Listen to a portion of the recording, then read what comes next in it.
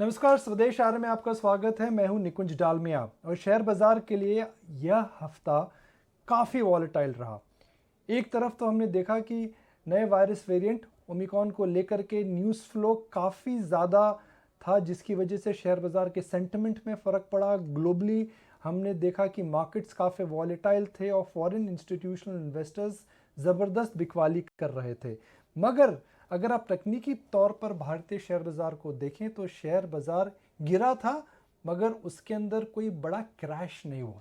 Share बाज़ार volatile थे, मगर लोअर लेवल्स में इन्होंने लॉन्ग टर्म इन्वेस्टर्स को काफ़ी अच्छे एंट्री पॉइंट्स दिए थे। एक बात तो तय है कि इस समय भारतीय शेयर बाज़ार सिर्फ ग्लोबल शेयर बाज़ार और ग्लोबल फ्लोज पे डिपेंडेंट नहीं है, और यह काफ़ी अच्छी बात है। एक समय होता था जब भारतीय शेयर बाज़ार के अंदर फॉरेन इंस्टीट्यूशनल इन्वेस्टर्स जो करते थे वह शेयर बाज़ार का short to medium term direction decide करती थी, मगर इस समय रिटेल निवेशक भी वापस आ रहा है। हमने देखा था कि सोमवार को मार्केट्स वॉलेटाइल थे, मंगलवार को मार्केट्स गिरे थे, वेंसडे और थर्सडे को मार्केट में हमने देखा था कि कुछ चुनिंदा शेयरों के अंदर अच्छी खरीदारी हुई थी। और खरीदारी का प्रमुख कारण यह है कि इस समय सबका यह मानना है कि अगला साल भारतीय इकॉनमी के लिए अच्छा रहेगा, केपेक्स के लिए अच्छा रहेगा, बैंकों के लिए अच्छा रहेगा। और उन कंपनीज जो भी कंपनीज इस समय केपेक्स सेक्टर से जुड़ी हुई हैं उनको इस समय काफ़ी अच्छा मुनाफा और काफ़ी अच्छी अर्निंग्स डिक्लेयर करने का स्कोप है। इस हफ्ते हमने और क्या सीखा? इस हफ्ते हमने देखा कि स्टार हेल्थ का जो इशू था, हालांकि राकेश झुनझुनवाला जैसे इन्वेस्टर उसको बैक कर रहे थे, उसके बावजूद उसको ठंडा रिस्पांस मिला। तो आईपीओ बाजार के अंदर पेटीएम को डे 1 में मार पड़ी। स्टार हेल्थ का जो आईपीओ था वह बड़ी मुश्किल से पार हो पाया था। तो एक बात तो जाहिर है कि आईपीओ मार्केट के अंदर जो यूफोरिया था वह ख़त्म हो चुका है। जो मर्चेंट बैंकर्स बिना कुछ देखे सोचे समझे आईपीओ की प्राइसिंग कर रहे थे, मुझे लगता है उसको एक रोक टोक लगेगी, और जो भारतीय शेयर बाज़ार के लिए अच्छा है। आने वाले दिनों में उम्मीद यही करते हैं कि वायरस की अपडेट को लेकर के हमें बुरी खबर ना मिले। उम्मीद यही करते हैं कि विदेशी निवेशक जो इस समय भारतीय शेयर बाज़ार के अंदर ज़बरदस्त बिकवाली कर रहे हैं वह थोड़ी थम सी जाए। मगर तकनीकी तौर पे यह बाज़ार इस हफ्ते अच्छे लेवल्स पर बंद हुआ है।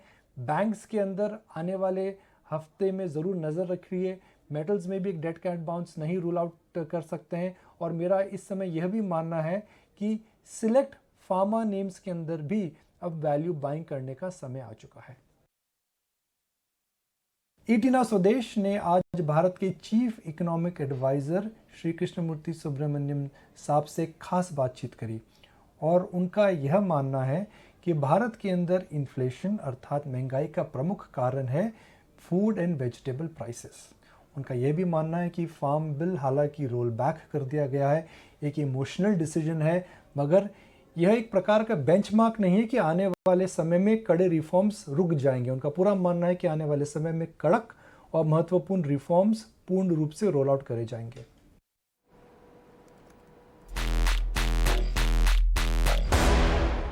I want to revisit the reform piece once again with you. Reforms on the labor front, reform on the land front. These are important reforms which the government has implemented. An impossible divestment like Air India finally has seen light of the day. It was a very tough one, but it has been achieved. But when it comes to the emotional reform, which is the farm reform, it just pours cold water on all the good things one rollback has done.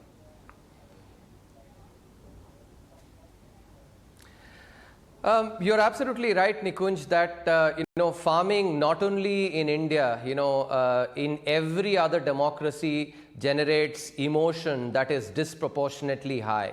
I will cite the example of Germany. Last year, while we were having protests here, you had German farmers who were actually blocking highways with their tractors. In fact, at that time, I wondered why Greta Thunberg and others did not tweet about, the similar things in the Western democracies. They actually singled out the world's largest democracy, which was facing things that were actually very similar to those in Western democracies. And that duplicity aside, I think the fact remains that emotion is something that is actually generally high in agriculture across all democracies, and India is not an exception.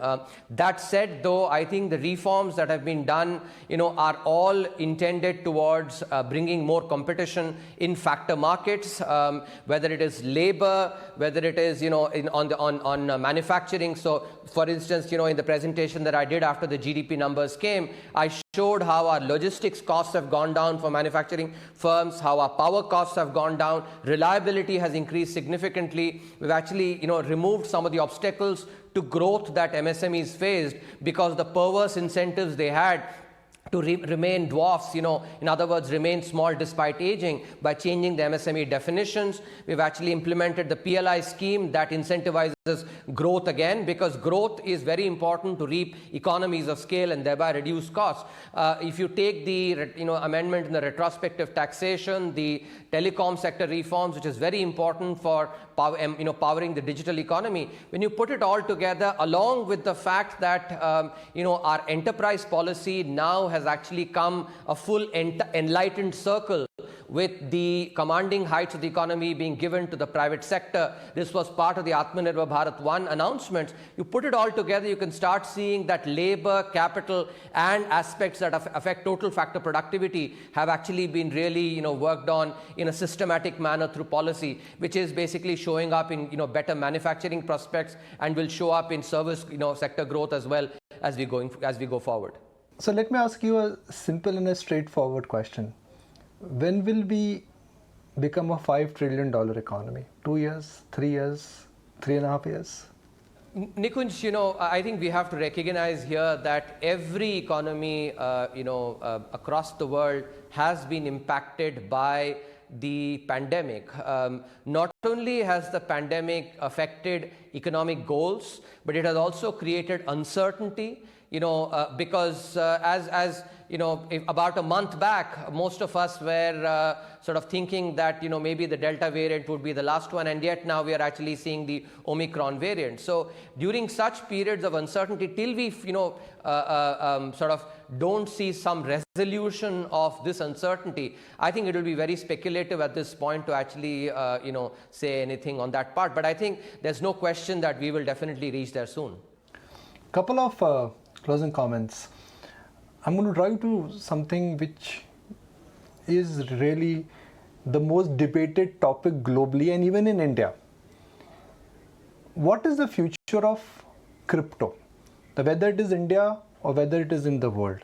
And even though some central bankers globally have raised a red flag about cryptocurrency and the existence of cryptocurrency, are you worried about it?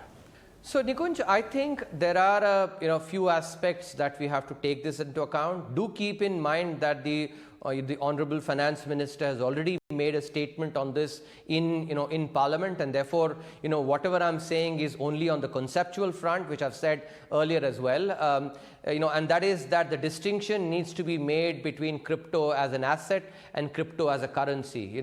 Economics teaches us that when we think about currencies, there are very important considerations that have to come in.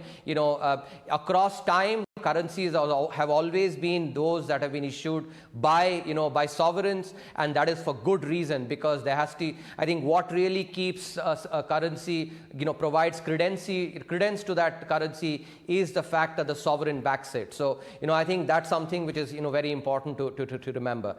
Second point is, when you think about, even crypto as an asset, an important aspect that has to be factored in is that there is no underlying, that is backing the price of crypto. If you take a stock, for instance, or equity stock, the cash flows of that firm is what is actually backing for that stock. If you take gold, commodities, there is actually an asset. Unlike that, in crypto, there is no asset that is backing it, and therefore intrinsic volatility can be very high, which also then impacts the attractiveness of crypto as an asset itself, because historically, again, assets have been those that have actually had typically more stable values and something that is underlying. So that's the second aspect.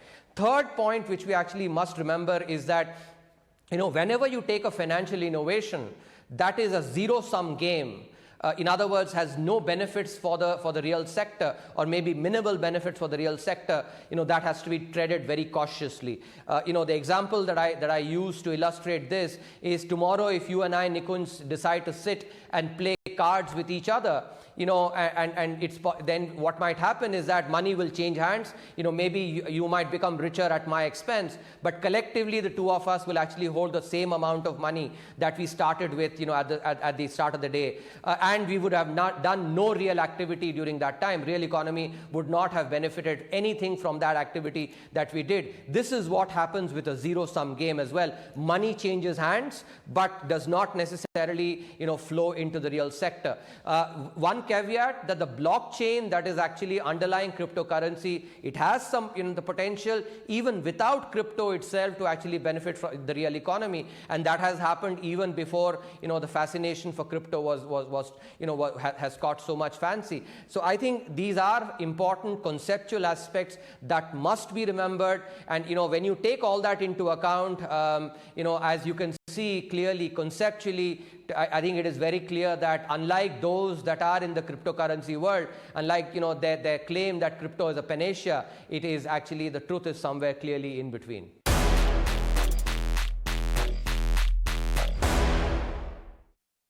Sanjeev Bhasin से भी हमने खास बातचीत करी है। Sanjeev Bhasin IIFL brokerage से संपर्क रखते हैं और उनका मानना है कि retail investors are back and they want to back the market at lower levels.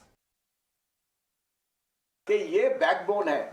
If over a period of time, आपने देखा ही है 7 करोड़ तो क्रिप्टो कर रहे हैं, तो 4-5 करोड़ के अगर अकाउंट यही बढ़ते हैं 3, तो then you will have massive type of share market ऊपर नीचे जाना, वो कारण दूसरे होते हैं, but I think fund flows are here to stay. The retail investors not looking at the next 3 days 3 months, वो तो अगले 10-12 साल देख रहा है, which is the turning point for Indian stock markets. और ये कोविड ने दिखा दिया ये अगले 20 महीने में कि fear is the greatest opportunity. इस कारण से don't be alarmed if you see a equally sharp rise in the coming days in the stock market. तो देखिए, बजट से पहले न्यू हाई तो जरूर आएगा। अब इंडेक्स पे आ रहा है तो इसका मतलब there has to be substance.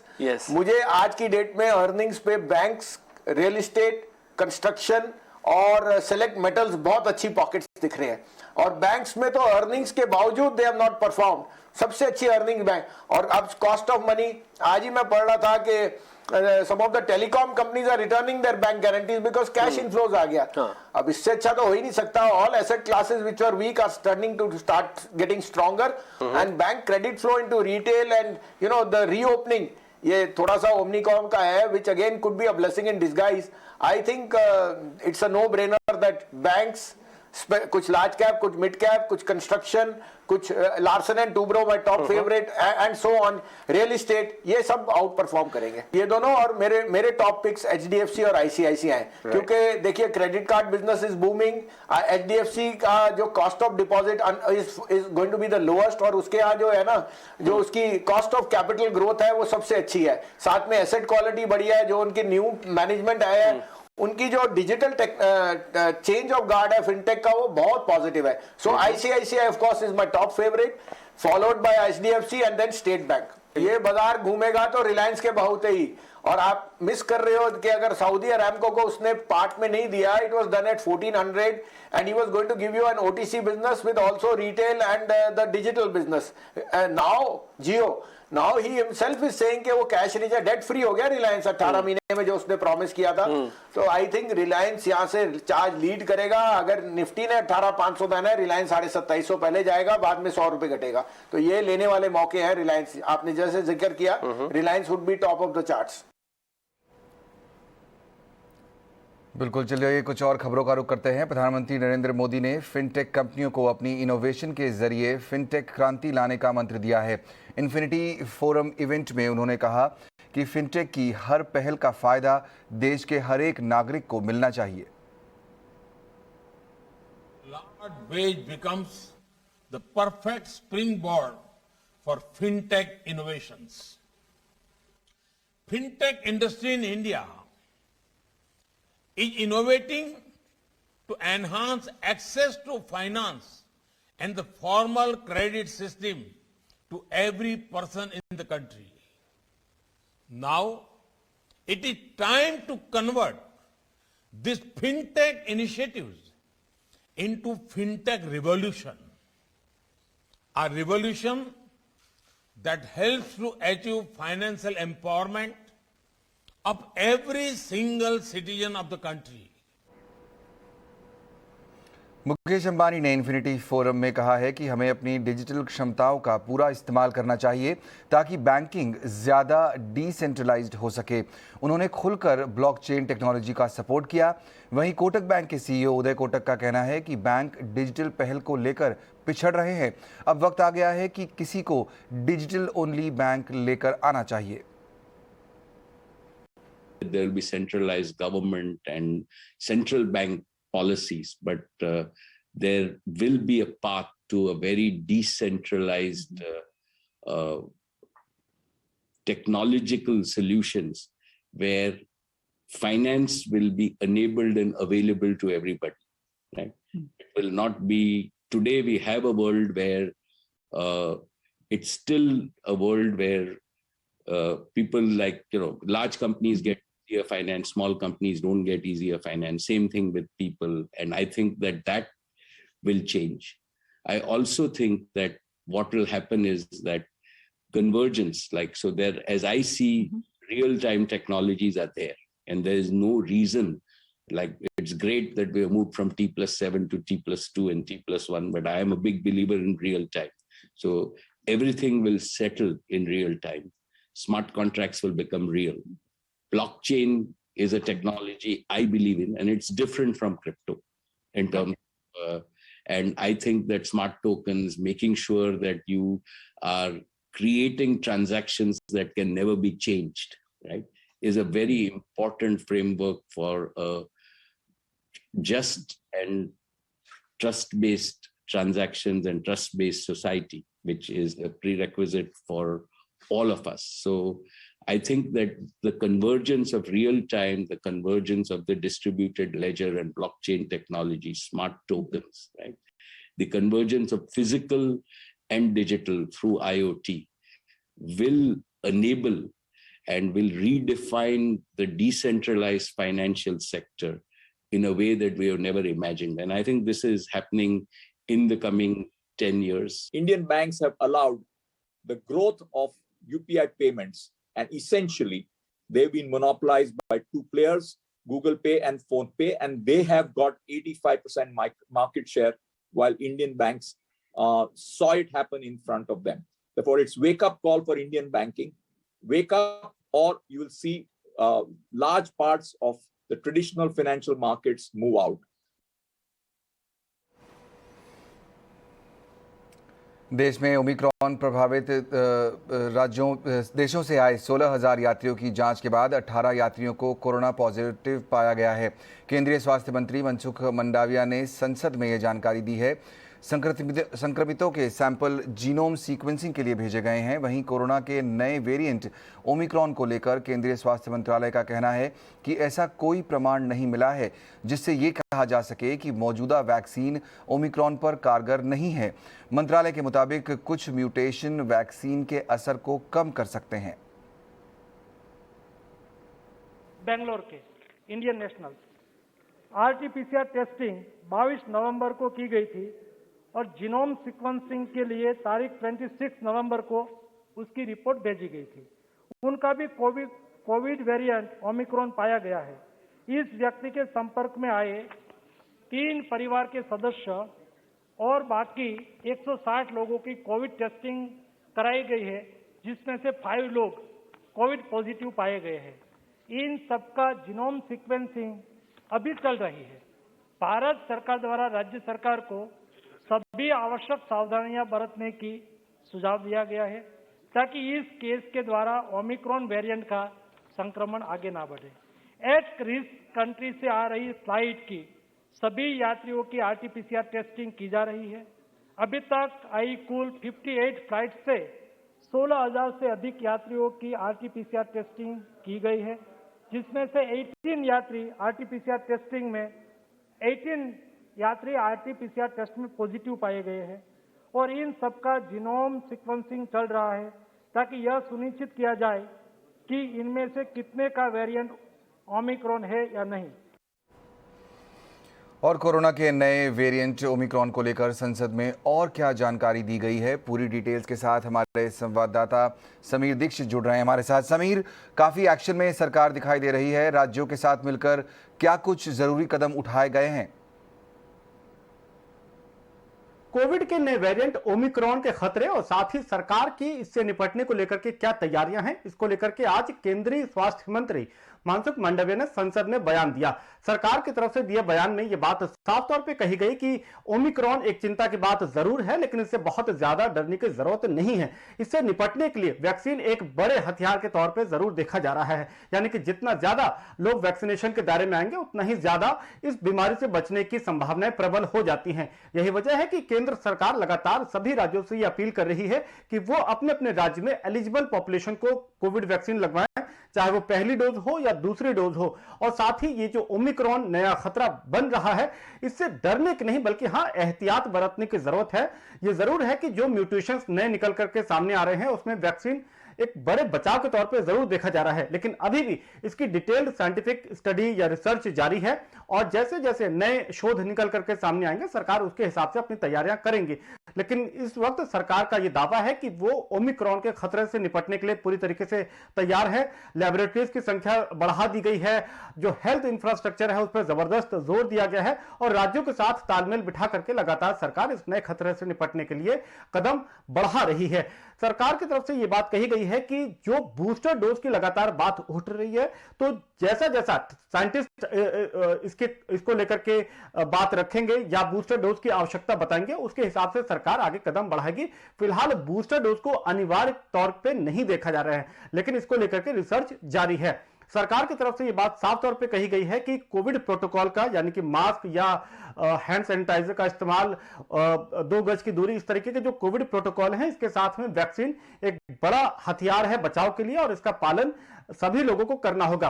सरकार ने जो आंकड़े पेश किए संसद में उसमें कहा गया है कि 16,000 यात्री जो विदेशों से भारत आए हैं, विशेषकर जो एट रिस्क कंट्रीज से भारत में आए हैं, उनका आरटीपीसीआर टेस्ट किया गया है। कई यात्री ऐसे हैं जो संदिग्ध पाए गए हैं, उनको होम क्वारंटीन किया गया है, साथ ही उनके सैंपल लेकर के आगे की जांच के लिए भेज दिए गए हैं। फिलहाल 2 मरीज जो हैं वो भारत में ओमिक्रॉन पॉजिटिव पाए गए थे, इस बात को संसद में कहा गया है। लेकिन सरकार का यह दावा है कि जो भी कदम उठाए जाने चाहिए WHO की गाइडलाइन के तहत और साथ ही बचाव के लिए, वो सारे कदम उठाए जा रहे हैं और सरकार पूरी तरीके से इस खतरे से निपटने के लिए तैयार है। बहुत शुक्रिया समीर उस पूरी डिटेल जानकारी के लिए। हाइब्रिड इम्यूनिटी की वजह से भारत में कोरोना के केस कम आ रहे हैं, ये कहना है CSIR के डायरेक्टर अनुराग अग्रवाल का। उनके मुताबिक वैक्सीनेशन की वजह से लोगों में इम्यूनिटी डेवलप हुई है, लेकिन कोरोना के कुछ वेरिएंट इस इम्यूनिटी को मात दे सकते हैं। हिंदुस्तान में बाकी दुनिया की अपेक्षा से बहुत कम केस हो रहे हैं। वो इसलिए हो रहे हैं कि हमारे यहाँ काफ़ी हाइब्रिड इम्यूनिटी है। हाइब्रिड इम्यूनिटी क्या होती है? इम्यूनिटी आपको इसलिए हो सकती है कि आपको इन्फेक्शन हो गई। इम्यूनिटी आपको इसलिए हो सकती है कि आपने वैक्सीन्स ले ली। और इम्यूनिटी आपको इसलिए भी हो सकती है कि पहले आपको इन्फेक्शन हो गई, फिर आपने वैक्सीन ले ली। अब हिंदुस्तान में सेकेंड वेव के दौरान 2/3 जनता को इन्फेक्शन हो गया था। उसके बाद से हमारी टीकाकरण की बहुत लंबी ड्राइव हुई, तो ऐसे लोगों को हाइब्रिड इम्यूनिटी हो गई है। ऐसे लोग इन्फेक्शन के लिए काफ़ी रेजिस्टेंट हैं, इसीलिए हिंदुस्तान में केसेस बहुत कम हैं। लेकिन हाइब्रिड इम्यूनिटी भी, अगर कोई बहुत ऐसा वेरिएंट आता है जो इम्यून एस्केप करता है, तो टूट सकती है। तो हिंदुस्तान बाकी देशों की अपेक्षा में ज़्यादा अच्छी जगह पे है।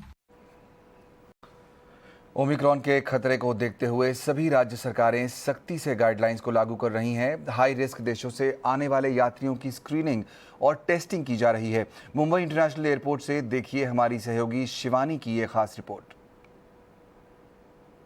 जो अल्ट्रा रिस्क कंट्रीज से आ रहे हैं, जहां पर ओमाइक्रॉन के केसेस बढ़ रहे हैं, उन लोगों को 7 दिन के इंस्टीट्यूशनल क्वारंटीन में रहना होगा, जिसके बाद उनकी टेस्टिंग होगी और फिर वो 7 दिनों के लिए होम क्वारंटीन में रहेंगे। इसके अलावा जो लोग डोमेस्टिक लाइन से आ रहे हैं, यानी कि देश के भीतर ही जो लोग ट्रैवल कर रहे हैं, उन्हें अपने RT-PCR नेगेटिव रिपोर्ट लानी होगी या फिर फुल्ली वैक्सीनेटेड सर्टिफिकेट लाने होंगे। फिलहाल एयरपोर्ट की तस्वीरों के जरिए मैं आपको बता दूं कि कुछ वक्त पहले ऐसी रिपोर्ट्स आ रही थी कि एयरपोर्ट पर केओस की सिचुएशन है, भीड़भाड़ काफी ज्यादा है, लेकिन अब एयरपोर्ट अथॉरिटीज द्वारा उनमें सुधार लाए गए हैं, जहां पर आप देख पाएंगे कि एक स्मूथ फंक्शनिंग जो है यहाँ पर देखने को मिल रही है। पैसेंजर्स नॉर्मली आ रहे हैं। हालांकि ये जानकारी भी दी गई है कि जो डोमेस्टिक पैसेंजर्स अपने RT-PCR की रिपोर्ट नेगेटिव नहीं लाए हैं या वो फुल्ली वैक्सीनेटेड नहीं है, उनके पास सर्टिफिकेट नहीं है, तो एयरपोर्ट पर ही उनकी टेस्टिंग जो है वो की जा रही है, जिसके बाद उनकी रिपोर्ट आने के बाद ही उन्हें एयरपोर्ट से बाहर निकलने दिया जा रहा है। फिलहाल देखना ये होगा कि ओमिक्रॉन के जहां पर कर्नाटका में 2 केस हैं और एयरलाइंस की जब गाइडलाइंस इतनी ज्यादा अब स्ट्रिक्ट कर दी गई है, तो इसके बाद किस तरह से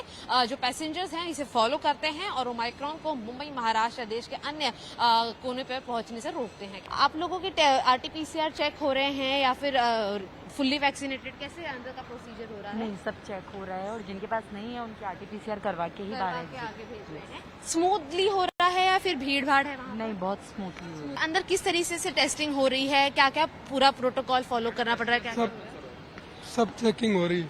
सब चेकिंग हो रही है। जिसके बाद RT-PCR रिपोर्ट है वो उसको ही जाने दे रहे। स्वदेश आर में वक्त हो गया एक छोटे से ब्रेक। स्वागत है एक बार फिर आपका। मनी मंत्रा में आज हम बात करेंगे बच्चों की एजुकेशन के लिए निवेश प्लानिंग की। क्या आपने कभी सोचा है कि आम महंगाई के मुकाबले एजुकेशन इन्फ्लेशन ज्यादा तेजी से बढ़ रहा है, तो ऐसे में कैसे करें आप अपने बच्चों के पढ़ाई के लिए निवेश की प्लानिंग? आइए जानते हैं।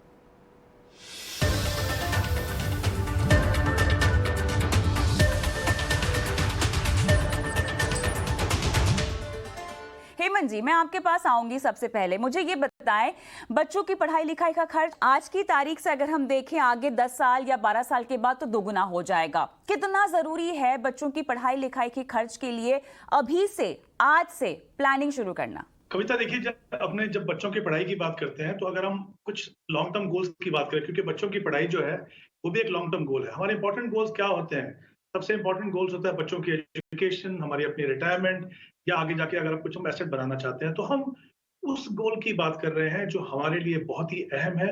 हम उस गोल की बात कर रहे हैं, जैसा आपने बिल्कुल बहुत अच्छे से समझाया, कि जो इन्फ्लेशन जो है वो 10 से 12% है, जिसकी कॉस्ट आगे जाके बढ़ने वाली है। और क्योंकि आपको एक बड़ी रकम की जरूरत है, इंपॉर्टेंट है कि आप उसके लिए प्लान करें। प्लानिंग करना तो किसी भी इन्वेस्टमेंट के लिए जरूरी है, बट ऐसे जो गोल्स हैं, स्पेशली जो लॉन्ग टर्म वाले गोल्स हैं, जहाँ पे आपको बड़ी रकम चाहिए, वहां पे ये बहुत ही अहम हो जाता है। तो ये इसकी शुरुआत कैसे की जाए? जैसा मैंने कहा, प्लानिंग करना तो बहुत जरूरी है, लेकिन वो हो कैसे? हमें पता है कि हम चाहते हैं कि अपने बच्चों को बेस्ट एजुकेशन दें। तो बेस्ट एजुकेशन का मतलब ये है, जैसे आपने बिल्कुल एग्जांपल में सही कहा, कि अगर आपकी लागत आज 50 लाख रुपए है एजुकेशन की, तो वो जाके 17-18 साल में करीब 2.5 करोड़ या 2 करोड़ 60 लाख तक जाने वाली है। तो पहली बात तो ये कि आप एक टारगेट लेके चलें, एक समझ के चलें कि जिस तरह की एजुकेशन आप अपने बच्चे को देना चाहेंगे, शायद ये मुश्किल रहेगा उस समय ये डिसाइड करना कि क्या एग्जैक्ट एजुकेशन आप देंगे, लेकिन आपको पता है कि ब्रॉडली कितना खर्चा होता है। इन्फ्लेशन को कंसीडर कीजिए, एक टारगेट बनाइए कि कितना टारगेट लगेगा। जैसे हम अगर 50 लाख की बात करें आज, और हमें 18 साल के बाद करीब 2.7 करोड़ लगेगा, तो ये फिगर से हम अपने उसके काम करना शुरू करेंगे। दूसरी इंपॉर्टेंट चीज ये है, आपको ऐसी जगह पैसा लगाना है जहाँ पे आपको जो रियल रिटर्न है वो पॉजिटिव हो। भविष्य का सवाल है, तो माता पिता बहुत रिस्क भी नहीं लेना चाहते हैं। यहाँ पर हमें ये समझाना होगा कि अगर आप equity as an asset class को कंसिडर करते हैं तो आपकी रिस्क कम हो जाती है, साथ ही कंपाउंडिंग का भी फायदा मिलता है। और कंजर्वेटिव एस्पेक्ट से अगर आप या इसको पकड़कर निवेश करेंगे, मान लीजिए फिक्स डिपॉजिट ही कर लेंगे, तो आपका जो कॉर्पस है, और खासतौर से महंगाई की जो हम बात कर रहे हैं, एजुकेशन महंगाई की, उसको आप मात नहीं दे पाएंगे। हेमंत जी। जी बिल्कुल सही है। जैसे मैंने पहले भी कहा, अगर आप सेफ्टी को ज्यादा अगर इंपॉर्टेंस देते हो, जो सही है, मैं मान सकता हूँ, क्योंकि वो एक गोल आपके लिए इंपॉर्टेंट है, लेकिन आप ये भूल जा रहे हैं कि जो दूसरा रिस्क है इन्फ्लेशन का, उसको आप इग्नोर कर रहे हो। तो अगर आप कंजर्वेटिवली इन्वेस्ट करोगे 6 या 7% पे, जबकि आपको बहुत बड़ा कॉर्पस चाहिए, तो जब तक आप उस समय तक पहुंचेंगे जब आपको पैसे की जरूरत है, आप देखेंगे कि बहुत बड़ा गैप होगा। तो इन एनी केस आप अपने जो इतने इंपॉर्टेंट गोल में आपको कंप्रोमाइज करना पड़ेगा। अगर हम आज से ये समझ लें कि इक्विटी, जैसे मैंने पहले भी कहा, रिस्की जरूर है, लेकिन उसको रिस्क को कम करने का स्पेशली शॉर्ट टर्म और मीडियम टर्म में स्ट्रैटेजीज हैं। अगर आप डाइवर्सिफाइड व्हीकल चुनिए, सही तरीके से इन्वेस्ट कीजिए, डिसिप्लिन तरीके से इन्वेस्ट कीजिए, जितने भी रिस्क हैं इक्विटी के वो कम हो जाते हैं। तो आई थिंक कहीं ना कहीं थोड़ा हमें माइंडसेट अपना चेंज करना है एज ए पेरेंट, और ये समझना पड़ेगा कि ये बहुत इंपॉर्टेंट गोल है, में कंप्रोमाइज नहीं कर पाएंगे। तो सही एसेट क्लास को चुनिए, सही तरीके से प्लान कीजिए, और आप डेफिनेटली जो भी कॉर्पस आप बनाना चाहते हो वो आप बना पाएंगे। मुझे यहाँ पर आपसे एक बहुत ही स्पेसिफिक सवाल पूछना है, क्योंकि इंश्योरेंस प्रोडक्ट्स में कहीं ना कहीं लोगों का झुकाव ज़्यादा होता है इक्विटी के मुकाबले, और इंश्योरेंस कंपनियाँ जो हैं बिकॉज वो ऐसे प्रोडक्ट्स लेकर आती हैं जिनकी इमोशनल अपील बहुत ज़्यादा होती है, और ख़ासतौर से चाइल्ड प्लान के नाम से अगर आपके पास कोई इन्वेस्टमेंट प्रोडक्ट आए तो अगर आप भले ही खरीदने का मन ना बनाए, पहले कम से कम देखना तो उसको चाहेंगे ही। इंश्योरेंस की बात हो गई, बहुत सारे पेरेंट्स ऐसे हैं जो बोलते हैं कि अच्छा बच्चे के लिए कोई रियल एस्टेट में इन्वेस्टमेंट कर देते हैं, 15-20 साल के बाद पढ़ाई लिखाई का खर्च जमीन को या घर को बेचकर जो है वो पूरा हो जाएगा। इस तरह की इन्वेस्टमेंट को क्यों कंसिडर नहीं करना चाहिए, हेमंत जी? देखिए, एक तो इंपॉर्टेंट चीज है आप सही तरीके से इन्वेस्ट कीजिए, दूसरा इंपॉर्टेंट चीज है लिक्विडिटी। मान लीजिए आपका टाइम हॉराइजन 15 से 18 साल है, आपने लैंड खरीद ली या घर खरीद लिया, आपको अब हमें पता है कि रियल एस्टेट में अप्रिसिएशन मिल सकता है, कोई डाउट नहीं है, बट अगेन हमने देखा है कि ऐसे पीरियड्स रहते हैं जबकि रियल एस्टेट में आपको वैसा रिटर्न नहीं मिलता। दूसरी बात, सबसे बड़ा चैलेंज है आपके लिए लिक्विडिटी। जो आपने घर बनाया, जहां पे आपने लैंड ली, 15 साल के बाद हो सकता है उसकी उतनी डिमांड ना हो, आपको पैसा चाहिए over a period of 3 to 4-5 years, वो लिक्विडिटी एक बड़ा इशू है। तो कहीं ना कहीं हमें समझना पड़ेगा कि जो पहली बात तो ये कि जो फाइनेंशियल एसेट्स है वो डेफिनेटली एक बेटर ऑप्शन है, क्योंकि डिफरेंट स्टेजेस पे आपको पैसा लगेगा, तो उसके लिए लिक्विडिटी बहुत ही इंपॉर्टेंट है। दूसरी बात, जैसे आपने चाइल्ड प्लान्स की बात की, बिल्कुल सही बात है कि उसकी इमोशनल अपील है, लेकिन हमें at the end of the day हमें ये देखना है कि उसमें मुझे रिटर्न कितना मिल रहा है। कभी कभी हम लोग को लगता है कि इतना एक गारंटेड रिटर्न मिल रहा है तो मैं वहां तक पहुंच पाऊंगा, बट हमें ये देखना है कि वो गारंटेड रिटर्न जो है वो हमारा जो गोल है वहां तक हमको लेके जा रहा है कि नहीं।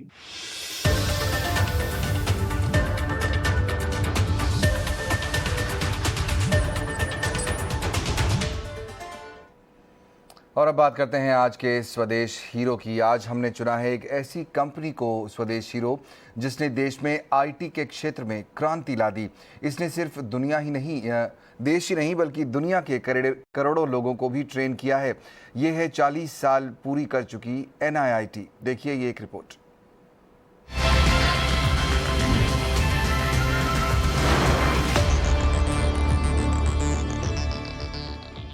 आज उंगलियां कंप्यूटर की हर भाषा जानती हैं, मगर एक वक्त था जब देश में लोग कंप्यूटर की ABCD तक नहीं जानते थे।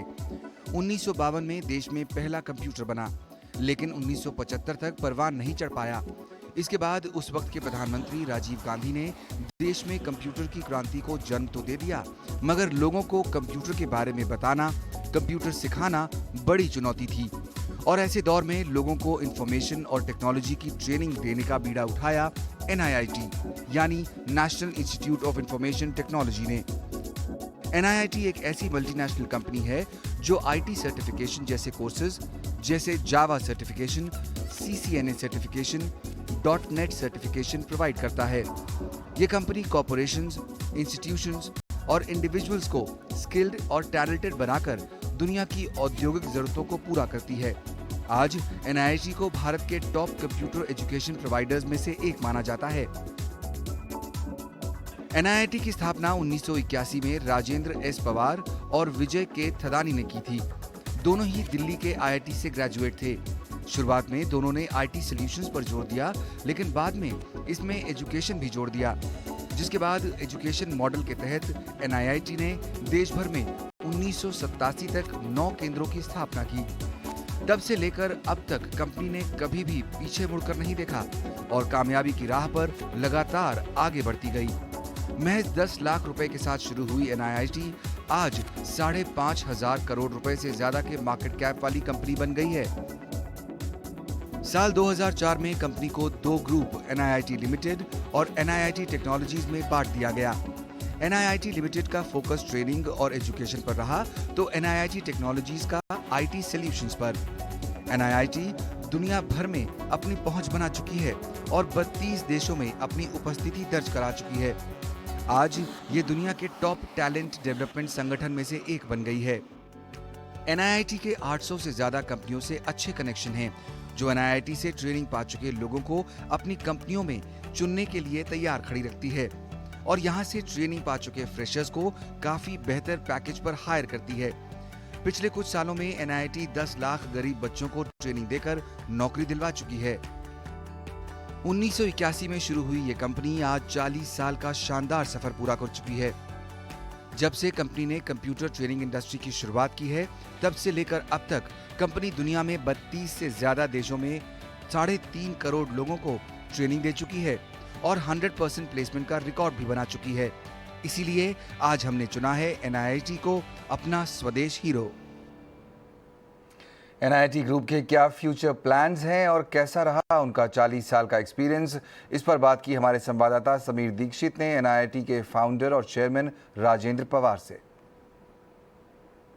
देश में जब जब कंप्यूटर लर्निंग की बात आती है तो एक नाम आपके जहन में जरूर आता है, वो नाम है NIIT।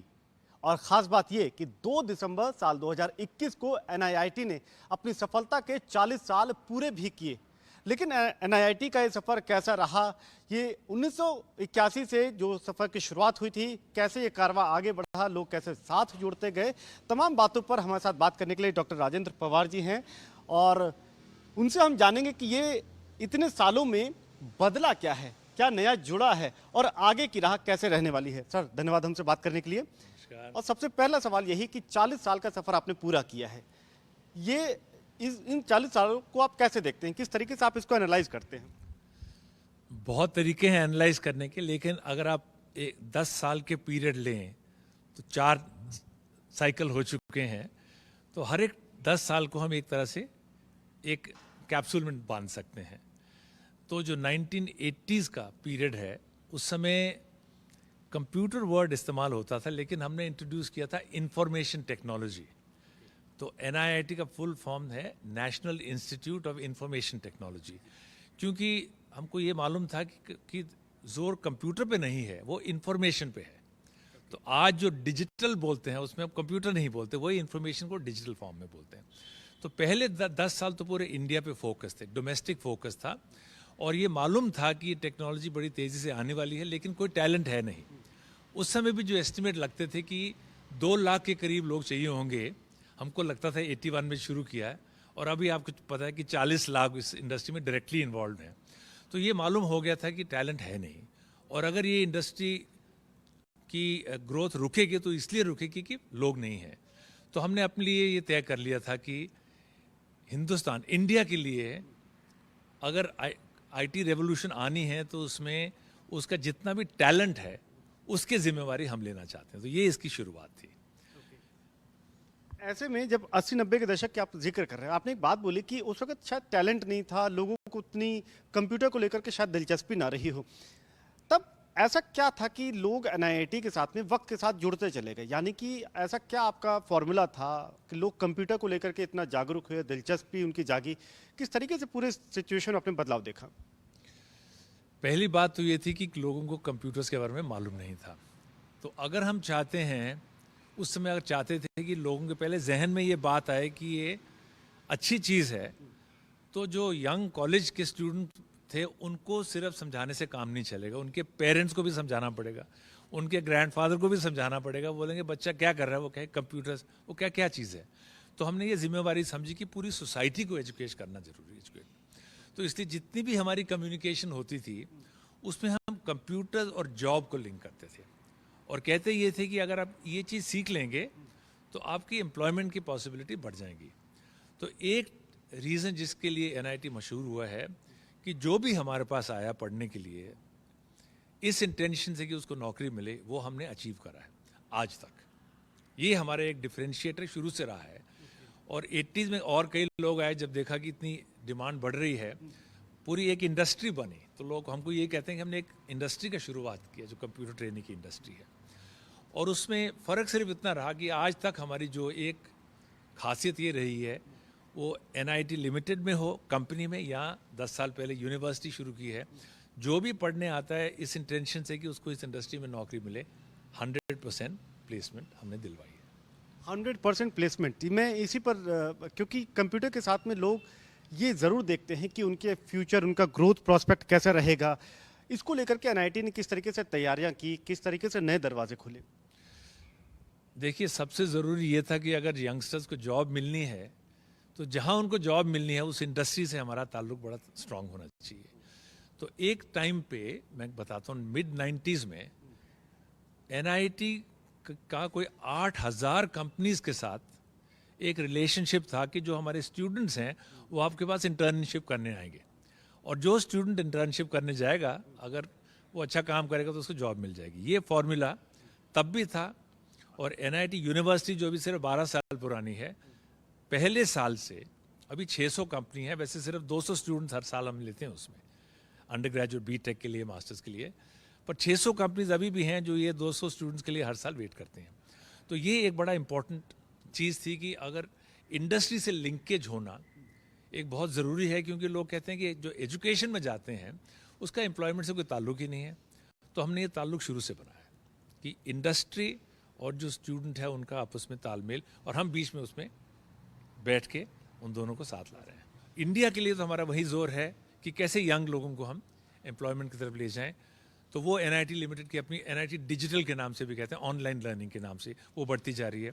और एक तरह पे दूसरी एक नॉट फॉर प्रॉफिट यूनिवर्सिटी है, जहाँ हम छोटे नंबर्स में लेकिन डीप नॉलेज के लिए लोगों को तैयार करते। तो ये 3-4 चीज़ें जो हैं ये अपनी स्पीड पे, अपनी तरह से सोसाइटी के हर एक सेक्शन के लिए, एजुकेशन के हर एक सेक्शन के लिए, और टेक्नोलॉजी के हर डायमेंशन के लिए, सब चीज़ों को लेके एक तरह से इकट्ठे चलते जा रहे हैं। शानदार से हमसे बात करने के लिए, और ये जो 40 साल का सफल सफ़र है, हम उम्मीद करते हैं कई दशक तक यूं ही आगे बढ़ता रहे।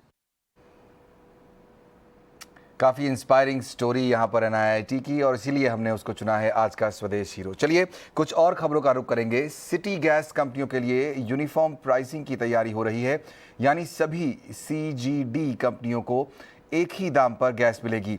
इसके लिए सरकार यूनिफॉर्म बेस प्राइस फॉर्मूला तैयार कर रही है। ज़्यादा जानकारी के साथ जुड़ रहे हैं हमारे संवाददाता प्रकाश प्रियदर्शी।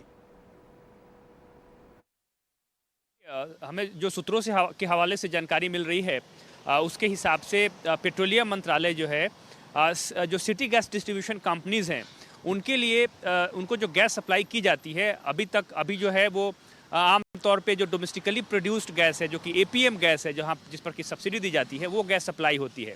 लेकिन उसकी जो मात्रा है कम है, क्योंकि एक्सपेंशन काफ़ी ज़्यादा हो रहा है CGD का, और अगले कुछ सालों में 400 शहरों तक सरकार इसको लेकर जाना चाहती है।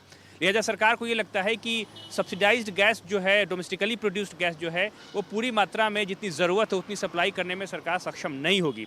लिहाजा एक नए मैकेनिज़्म पे काम चल रहा है, जिसके ज़रिए जो डोमेस्टिकली प्रोड्यूस्ड गैस हैं, जो सब्सिडाइज्ड गैस हैं, RLNG है जो कि लार्जली इम्पोर्टेड गैस है, या फिर CBG है, कॉम्प्रेस्ड बायोगैस, इन सबको मिलाकर एक बेस, यूनिफॉर्म बेस प्राइस तय होगा। मतलब कि एक ही बेस प्राइस पे कोई भी कंपनी देश के किसी भी हिस्से में वो सिटी गैस डिस्ट्रीब्यूशन नेटवर्क को ऑपरेट कर रही है, उसको ये यूनिफॉर्म गैस प्राइसिंग पर गैस दी जाएगी। हालांकि ट्रांसपोर्टेशन कॉस्ट अलग होगा, और अलग अलग स्टेट्स में जो टैक्सेस है वो अलग हो सकते हैं, क्योंकि नेचुरल गैस अभी भी GST के दायरे में नहीं है। तो सिर्फ वेरिएशन सिर्फ टैक्सेस के लेवल पे होंगे, ट्रांसपोर्टेशन कॉस्ट के लेवल पे होंगे, लेकिन जो बेस प्राइस है वो सेम होगा। इस एक लेवल प्लेइंग फील्ड देना चाहती है सरकार। पहला मकसद तो ये है कि दूर दराज के इलाकों में भी कोई कंपनी अगर CGD ऑपरेट कर रही है तो उसको जो है एक लेवल प्लेइंग फील्ड मिले। दूसरा मकसद ये है कि अगर गैस इंपोर्ट किया जाता है और कंपनियों को इंपोर्ट करके डिस्ट्रीब्यूट करने के लिए छोड़ा जाता है, तो उनके लिए इन्वेस्टमेंट जो है वो वायबल नहीं होगा। लिहाजा सरकार प्राइस को कुछ रेगुलेट करेगी, और इससे पर्याप्त मात्रा में गैस की सप्लाई हो सकती है। सूत्र हमें ये भी बता रहे हैं कि जो मौजूदा प्राइसिंग फॉर्मूला है और जो रेट है, उससे कुछ कीमतों में बढ़ोतरी हो सकती है सप्लाई में। वो $4 पर MMBTU के हिसाब से हो सकता है। कंपनियों को इस बात की आज़ादी दी गई है कि वो कॉमर्शियल फ्रीडम है उनके पास, वो इसे कंज्यूमर पर पास ऑन कर सकते हैं। सूत्र हमें बता रहे हैं कि जो प्रस्ताव है वो अंतिम चरण में पहुंच चुका है, और अगले 10 से 15 दिनों में पेट्रोलियम मंत्रालय इसको अपनी मंजूरी दे देगी। ACC यानी एडवांस केमिस्ट्री सेल बनाने के लिए सरकार की PLI स्कीम को अच्छा रिस्पांस मिला है। सूत्रों के हवाले से ET नाउ स्वदेश को एक्सक्लूसिव जानकारी मिली है कि रिलायंस समेत 16 कंपनियों ने इसमें दिलचस्पी दिखाई है। ज्यादा जानकारी दे रहे हैं हमारे संवाददाता उत्कर्ष चतुर्वेदी। देखिए, मिनिस्ट्री ऑफ हेवी इंडस्ट्रीज ने एक स्कीम निकाली थी एडवांस केमिस्ट्री सेल बैटरीज की। उस इंसेंटिव स्कीम की हमें बताया जा रहा है हमारे सोर्सेज के द्वारा करीब 16 कंपनियों ने स्कीम में पार्टिसिपेट किया है। हमें बताया जा रहा है कि इसमें किसके नाम है। रिलायंस इंडस्ट्रीज लिमिटेड जो कि सबसे बड़ा नाम है इस पूरी स्कीम में जिन्होंने पार्टिसिपेट किया है। बट केवल रिलायंस यहाँ पे नाम नहीं है, रिलायंस को छोड़ के और कौन कौन से नाम है। L&T हमें बताया जा रहा है ने पार्टिसिपेट किया है हमारे सूत्रों के द्वारा। BHEL ने यहाँ पे पार्टिसिपेट किया है, सूत्र हमारे बता रहे हैं। जो ऑटो कंपोनेंट कंपनीज हैं उसमें अमरा राजा बैटरीज, लूकस TVS ने पार्टिसिपेट किया है, RFP डाली है। उसके बाद हमें बताया जा रहा है कि जो ओला इलेक्ट्रिक है स्टार्टअप स्पेस में, उन्होंने यहाँ पे अप्लाई किया है। तो काफ़ी बड़े बड़े नाम, काफ़ी मार्की नाम हैं जिन्होंने इस PLI स्कीम में इन्वेस्ट करने की सोची है। और 18,100 करोड़ की जो आउटले था ये। और इससे एक और बात साफ होती है कि जो ऑटो PLI है वो आनी है अभी। ACC PLI, बैटरीज की PLI, ऑटो PLI से पहले आई थी। तो मिनिस्ट्री ऑफ इंडस्ट्रीज को इस बात का पूरा भरोसा है कि जिस तरीके का रिस्पॉन्स उन्हें यहाँ मिला है, आगे चल के ऑटो PLI में भी उसी तरीके का रिस्पॉन्स मिलेगा। तो ये जो PLI स्कीम है उसको एक हरी झंडी मिलती हुई, ग्रीन लाइट मिलती हुई इंडस्ट्री के द्वारा यहाँ पर। Baring private equity partners India के मैनेजिंग पार्टनर राहुल भसीन ने कहा है कि इलेक्ट्रिक व्हीकल्स को लेकर वो काफ़ी उत्साहित हैं। उन्होंने बताया कि आखिर क्यों आने वाला समय इलेक्ट्रिक व्हीकल्स का है। If you think about the entire EV space, why is everybody so excited? Because, the EV cars and vehicles, whether it's two-wheelers, four-wheelers, trucks, they all use energy. Right? And is it that you're just displacing the energy and sort of having the power plant consume the energy and you're not consuming it? Is this just some kind of fiction? Actually, it's not. The reality is that the most efficient internal combustion engine which exists and works today uses only about 30% of the fuel or the energy which is consumed in actual motion. 70% is lost in heat. EVs use, the most inefficient EV uses 96-97% of the energy which is generated in motion, and only 2 or 3% is lost in heat. Now, this is a step change in efficiency, and it to my mind is such a big momentous change that it is going to drive the entire industry in this direction. There is, of course, various questions of economics involved. There is the question of geopolitics involved in this. In the Indian context, if you think of EV, what will first, where will you get the first adoption? It will be in the two-wheeler space. 6 दिसंबर को रूस के राष्ट्रपति Vladimir Putin Bharat आ रहे हैं, जहां वो PM Modi से मिलेंगे और कई नेशनल और इंटरनेशनल टॉपिक्स पर बात करेंगे। साथ ही ये दिन सुरक्षा सामरिक समझौतों के लिहाज से काफी अहम होगा। देखिए ये खास रिपोर्ट। भारत के दौरे पर रूस के राष्ट्रपति पुतिन और मोदी की होगी मुलाकात। 6 दिसंबर को मिलेंगी दुनिया की दो ताकतें। जी हां, भारत का सबसे पुराना और भरोसेमंद दोस्त रूस, जिसके राष्ट्रपति व्लादिमीर पुतिन एक दिन के दौरे पर भारत पहुंच रहे हैं और देश में व्लादिमीर पुतिन का बेसब्री से इंतजार हो रहा है, क्योंकि उनका आना सिर्फ मुलाकात नहीं बल्कि दुनिया के लिए बड़ा मैसेज देना भी है। इस मुलाकात में अफगानिस्तान के मसले पर, कोविड-19 पर सहयोग के बारे में भी चर्चा होगी। PM मोदी और राष्ट्रपति पुतिन की मुलाकात के अलावा दोनों देशों के विदेश और रक्षा मंत्रियों की भी मुलाकात होगी, जो defence, trade, science and technology को लेकर कई अहम समझौते करेंगे। साथ ही इसके अगले दशक के लिए मिलिट्री टेक्निकल कोऑपरेशन पर बातचीत की जाएगी। भारत रूस की डील पर दुनिया की नजर है, क्योंकि दोनों देशों के बीच 687.7 मिलियन डॉलर में 7.5 लाख AK-203 असॉल्ट राइफल की डील होने की संभावना है। इससे पहले साल 2019 में 1.92 बिलियन डॉलर में T-90 टैंक्स की टेक्नोलॉजी ट्रांसफर की डील हुई थी। 2018 में 5.43 बिलियन डॉलर में S-400 मिसाइल की। उधर दोनों देशों के बीच ट्रेड को लेकर कई समझौते होंगे। इससे पहले भी दोनों देशों के बीच करोड़ों का व्यापार हो चुका है। एक नजर साल दर साल के व्यापार पर। साल 2021-22 में सितंबर तक दोनों देशों के करीब 45,000 करोड़ रुपए का व्यापार हो चुका है, जबकि पिछले साल 60,000 करोड़ से ज्यादा का हुआ था। वही 2019-20 में करीब 72,000 करोड़ का ट्रेड हुआ था। वही कोविड के पहले 2018-19 में 57,500 करोड़ और 2017-18 में 69,000 करोड़ का ट्रेड हुआ था। बता दें कि रूस रक्षा, विज्ञान और तकनीकी, परमाणु ऊर्जा, अंतरिक्ष समेत तमाम क्षेत्रों में विश्वसनीय सहयोगी रहा है। इसको लेकर कई समझौतों पर सहमति बनने के आसार है। ET नाउ स्वदेश।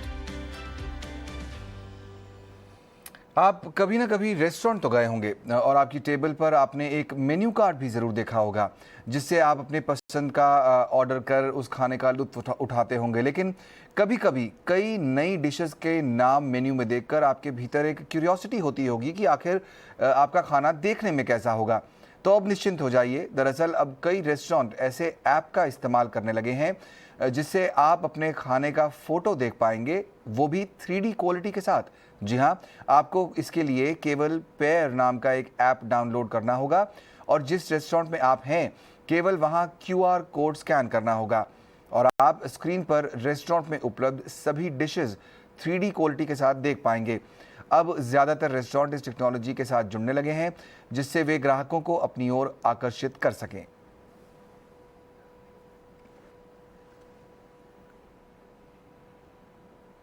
काफ़ी दिलचस्प ऐप लेकर आई हैं कंपनियां। चलिए, स्वदेश आर में आज इतना ही। मुझे दीजिए इजाज़त, लेकिन आप